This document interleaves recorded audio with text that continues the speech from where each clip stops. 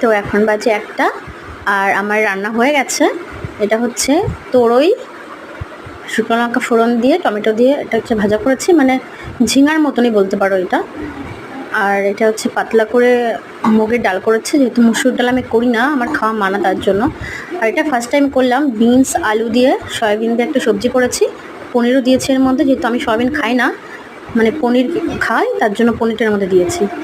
তো কাঁচা লঙ্কা আদা জিরে বাটা দিয়ে করেছি। কেমন হয়েছে তোমরা জানিও।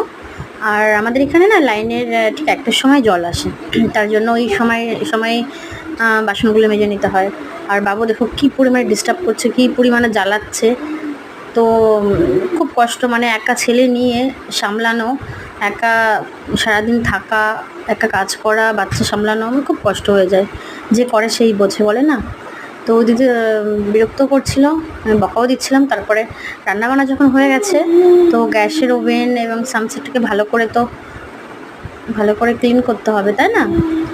তো এগুলো ভালো করে ক্লিন করে নিলাম।